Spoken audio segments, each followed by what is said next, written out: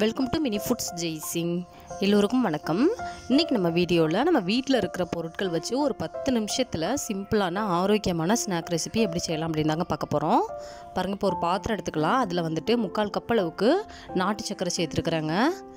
அதில் 1/2 கப் அளவுக்கு தண்ணி சேர்த்துக்கிறலாம். நீங்கள் நாட்டு சக்கரை இல்லாட்டினா இந்த வெல்லம் கூட சேர்த்துக்கிறலாங்க. இது நல்லா கொதிச்சதுக்கப்புறம் வடிகட்டி எடுத்து ஊற்றியாச்சு. அதில் வந்துட்டு 1 கப் அளவுக்கு நல்ல பழுத்த வாழைப்பழம் வந்துட்டு சேர்த்துக்கலாங்க. நல்லா பழமாக பார்த்து எடுத்துக்கோங்க. உங்களுக்கு டேஸ்ட்டும் சரி அந்த ஃப்ளேவரும் சரி நல்லா கிடைக்கும். இப்போ அந்த நாட்டு சர்க்கரையோட அந்த பாகுலேயே வந்துட்டு அந்த பனானா வந்துட்டு நல்லா வெந்து வரணுங்க. பாருங்கள், நல்லா இப்படி வெந்து வரும் பொழுது நம்ம கரண்டி வச்சு லைட்டாக வந்துட்டு இதை மசிச்சு கொடுத்துக்கிறணும். லைட்டாக ஒரு 5 நிமிஷம் வெந்துருச்சுனாலே இது போல் கரண்டி வச்சு மசிக்கிறதுக்கு நல்லா ஈஸியாக வருங்க.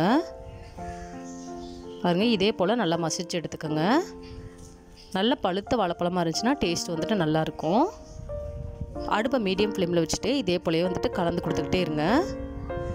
ஒரு 10 நிமிஷத்தில் இது போல் நல்லா திக்காக ஆரம்பிச்சிரும். இந்தளவுக்கு பதம் வந்தால் போதும். அடுப்பு ஆஃப் பண்ணிட்டு ஆற வச்சிடலாங்க. பாருங்கள், இப்போ வந்துட்டு 2 கப் அளவுக்கு இட்லி மாவு எடுத்துருக்குறேன். நம்ம நார்மலாக வீட்டில் அரைக்கிற இட்லி மாவு இந்தளவுக்கு திக்காக இருக்கிற மாதிரி பார்த்துக்கோங்க. இப்போ இதில் நம்ம வந்துட்டு வேக வச்சு எடுத்து வச்சுருக்கிற பனானாவை வந்துட்டு சேர்த்துக்கலாம். 1/2 ஸ்பூன் அளவுக்கு ஏலக்காய் பவுடர் சேர்த்துக்கலாங்க. சேர்த்துட்டு இதை நல்லா கலந்து விடலாம். நம்ம இட்லி மாவுலேயே லைட்டாக உப்பு இருக்கும். நீங்கள் உப்பு போடலைன்னா கொஞ்சமாக வந்துட்டு இதில் உப்பு சேர்த்துக்குங்க. அந்த சுவை வந்துட்டு இன்னும் உங்களுக்கு நல்லா தூக்குதலாக கொடுக்கும். இப்போ இது போல் நல்லா கலந்து எடுத்துக்கலாம்.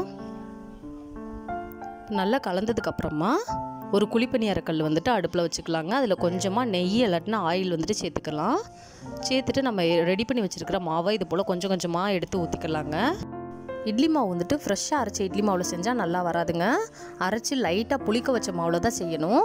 அவ்வளோதாங்க, 10 நிமிஷத்தில் சுட சுட ஒரு சிம்பிளான ஆரோக்கியமான ஸ்நாக் ரெசிபி வந்துட்டு நம்ம ரெடி பண்ணியாச்சு. இந்த வீடியோ உங்களுக்கு பிடிச்சிச்சுன்னா லைக் பண்ணுங்கள், கமெண்ட் பண்ணுங்கள், உங்கள் ஃப்ரெண்ட்ஸ் அண்ட் ஃபேமிலிஸ்க்கும் ஷேர் பண்ணுங்கள். தேங்க்ஸ் ஃபார் வாட்சிங்.